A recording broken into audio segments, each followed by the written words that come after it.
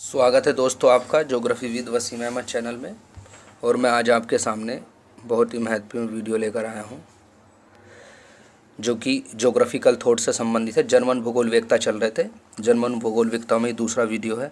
सबसे आप पढ़ते हैं हम कार्ल रिटर के बारे में। कार्ल रिटर को हमबोल्ट के साथ वर्तमान वैज्ञानिक तथा आधुनिक भूगोल का संस्थापक माना जाता। हमबोल्ट के साथ रिटर को भी। रिटर का जो जन्म था 1779 में जर्मन स्नेफेंथल के पास हुआ था, याद रखना आपको। रिटर ने इतिहास, गणित, भूगोल, दर्शनशास्त्र विषयों का अध्ययन 2 वर्ष तक किया। 2 वर्ष तक इसका अध्ययन इन्होंने किया।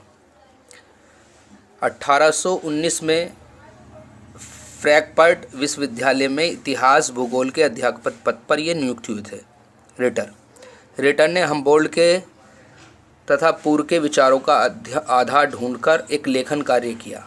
इसी कारण उन्हें आराम कुर्सी वाला भूगोलवेत्ता कहते हैं। मगर क्योंकि इन्होंने जो है भ्रमण कार्य नहीं किया था, इन्होंने उन्हीं के विचारों को आधार बनाकर लेखन कार्य का खाली लिखा और घर बैठकर ही लिखा, इसलिए इन्हें आराम कुर्सी वाला भूगोलवेत्ता कहा जाता। रिटर ने हमबोल्ट की तरह भ्रमण नहीं किया, ये अभी मैंने आपको बता दिया, जबकि हमबोल्ट भ्रमणकारी भूगोलवेत्ता माना जाता। उसके बाद पढ़ते हैं हम। रिटर ने हमबोल्ट की तरह भ्रमण नहीं किया था, है। रिटर स्वउद्देश्यवादी दृष्टिकोण रखते थे। रिटर ने अर्धकुंडे भूविज्ञान की रचना की, यह आपको याद रखना। रिटर ने ईश्वर से साक्षात्कार का सही उपक्रम प्रकृति की व्याख्या की, का सही उपाय बताया, प्रकृति की व्याख्या करो।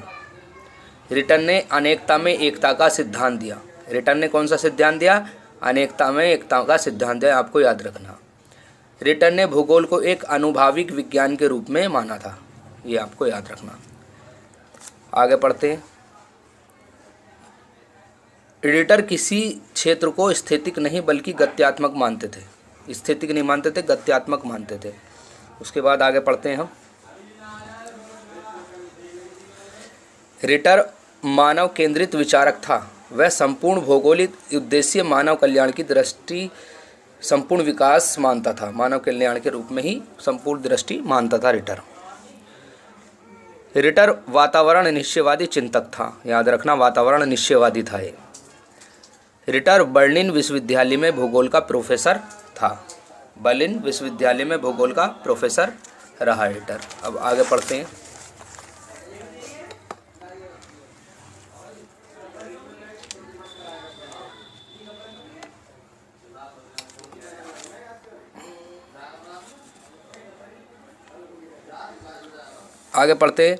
रिटर के अनुसार भौगोलिक विविधता के द्वारा ही ऐतिहासिक विविधताएं उत्पन्न होती हैं। ये आप एक कोटेशन है, याद रखना।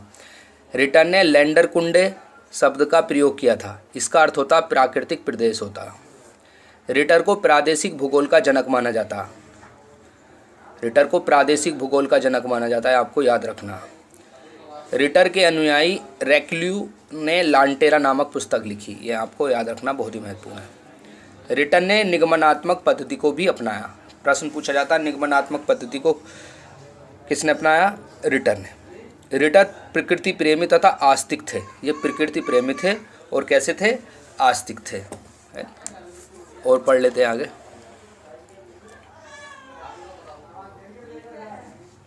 उसके बाद पढ़ते हैं। रिटर ने कहा पृथ्वी मनुष्य के लिए तथा मनुष्य पृथ्वी के लिए बना है। ये किसकी कोटेशन है? रिटर की। एग्जाम में पूछी जाती है, आपको याद रखना। रिटर ने स्थल और जल गोलार्ध की विचारधारा और उसमें अंतर स्थापित किया। किसने? रिटर ने। रिटर ने भूगोल के 3 घटक बताए।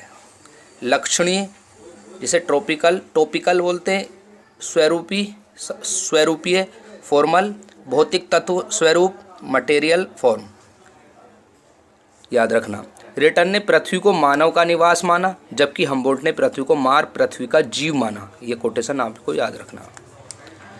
उसके बाद पढ़ते हैं हम हमबोल्ट तथा रिटर की समानताएं। इन दोनों में हम समानताएं देख लेते हैं, बाद में अंतर देखेंगे।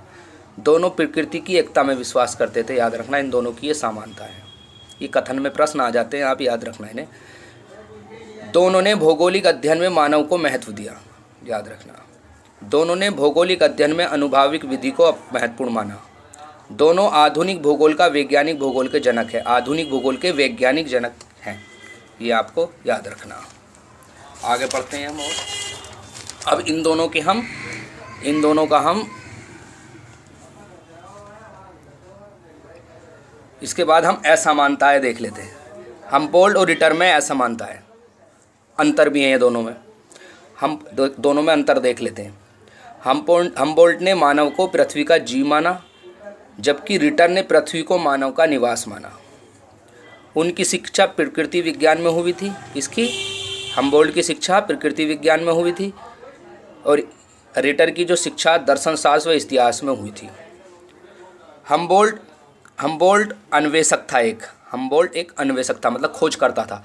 रिटर एक आराम चेयर मतलब आराम कुर्सी वाला वैज्ञानिक था।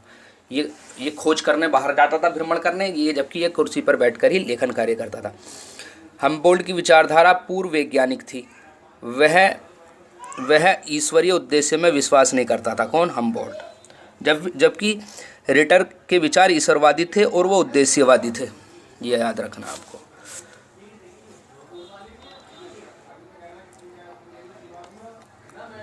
याद रखना आपको।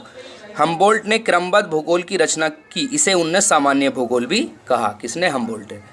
रिटर को प्रादेशिक भूगोल का जनक कहते हैं। याद रखना, इसे क्रमबद्ध भूगोल का जनक कहते हैं और इसको प्रादेशिक भूगोल का। मानव को अन्य तत्वों के समान माना। रिटर ने भौगोलिक अध्ययन में मानव को केंद्रीय स्थान दिया। याद रखना, हमबोल्ट का जो जन्म था 1769 में हुआ था और रिटर का जो जन्म था वो 1779 में हुआ था। आगे पढ़ते हैं हम। अब आगे और रिटर के बारे में ही हम अध्ययन कर रहे हैं। उसके बाद दोनों की एक नोट लेकर लिख लें आप। नोट लिखकर, दोनों की जो मृत्यु एक ही वर्ष हुई थी, जबकि जन्म में कम से कम 10 साल का अंतर था, जबकि मृत्यु दोनों की एक ही वर्ष हुई थी। 1859 में हुई थी दोनों की। नवीन भूगोल ये रिटर की है 1810 में, अर्धकुंडे 1817 में और पृथ्वी के संसाधन 1836 में प्रकाशित हुई, लिखी इसने।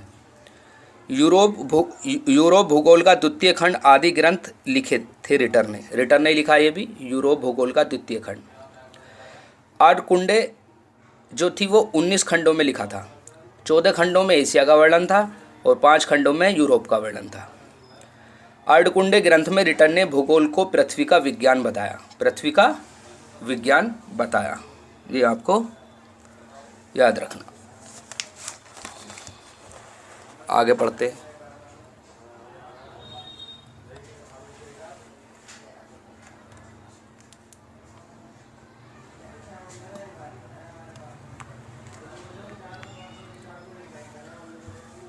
उसके बाद पढ़ते हैं, रिटर स्थापित बर्लिन विश्वविद्यालय में प्रथम भूगोल का प्रोफेसर बना, जहां वह जीवन भर रहा। बर्लिन विश्वविद्यालय में भूगोल का प्रोफेसर रहा। रिटर स्थापित बर्लिन विश्वविद्यालय में प्रथम भूगोल का प्रोफेसर बना, जहां वह जीवन भर रहा।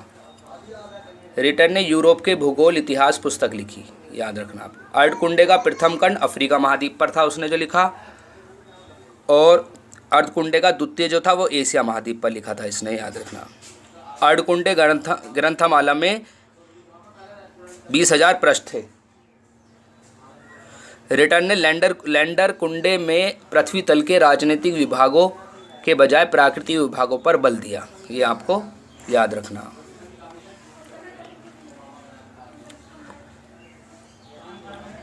उसके बाद देखते हैं आप, रिटर का जो दर्शन था वह आदर्शवाद से मेल खाता था। याद रखना आप। हमबोल्ट का जो दर्शन है नितांत आदर्शवादी नहीं था, वो आदर्शवादी नहीं था। रिटर की जो भी ग्रंथमाला अर्धकुंडे के नाम से प्रकाश हुई थी, उसका अंतिम ग्रंथ क्रमबद्ध भूगोल पर था। याद रखना, अंतिम ग्रंथ अर्धकुंडे का क्रमबद्ध भूगोल पर था। आने वाली पीढ़ियों पर रिटर का प्रभाव हमबोल्ट की तुलना में ज़्यादा पड़ा, जबकि हमबोल्ट की रचना इधर उधर बिखरी हुई थी, क्योंकि इसकी रचना इधर उधर बिखरी हुई थी। भूगोलवेत्ताओं की उनकी जानकारी कम थी। रिटर का अधिक प्रभाव पड़ा और हमबोल्ड पर आने वाली जितनी भी पीढ़ियाँ थी आगे, रिटर का प्रभाव अधिक पड़ा हमबोल्ड की तुलना में, क्योंकि हमबोल्ड की जो रचनाएं थी वो इधर उधर बिखरी हुई थी।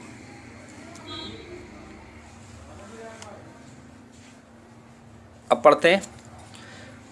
जिस वर्ष 1859 को रिटर तथा हमबोल्ड की मृत्यु हुई थी, आपको पता ही, अभी बताया मैंने पीछे, उसी वर्ष डार्विन की पुस्तक जीवधारियों के जाति वर्ग की उत्पत्ति में उसका ओरिजिन ऑफ स्पीसीज जो है डार्विन की एक पुस्तक है जीवों की उत्पत्ति संबंधी, में एक उसका विकासवाद का सिद्धांत प्रकाशित हुआ था। इस पुस्तक में एक विकासवाद का सिद्धांत प्रकाशित हुआ था। 19वीं शताब्दी के आरंभ में मध्य तक आदर्शवादी में आदर्शवाद का बोलबाला रहा। 19वीं शताब्दी में 1807 ईस्वी में रिटर तथा हमबोल्ड की मुलाकात हुई। आपस में कब मिले? 1807 ईस्वी में हमबोल्ड की और उसकी मुलाकात हुई।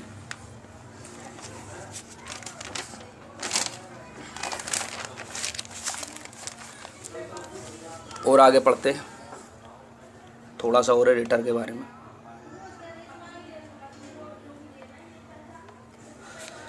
रिटर जो था 1818 में फ्रैंकफर्ट में इतिहास का प्रोफेसर भी नियुक्त हुआ था। 1818 में रिटर ने प्रत्येक महाद्वीप की पहचान विभिन्न जाति तथा विभिन्न रंगों से की है। अफ्रीका को काले निवासी कहा, यूरोप के निवासियों को गोरे निवासी कहा, एशिया को पीले निवासी कहा और अमेरिका को लाल कहा। हमबोल्ड जो था वैज्ञानिकवादी था, यह आपको याद रखना, जबकि रिटर ईश्वरवादी था। तो आज के लिए हम इतना ही पढ़ते हैं और मिलते हैं फिर अगले वीडियो में। और आप चैनल को सब्सक्राइब कर दें, शेयर करें। थॉट का अगला वीडियो जर्मन भूगोल विविधताओं से संबंधित है, अगला आपको अगले वीडियो में पढ़ेंगे। तब तक के लिए जय हिंद।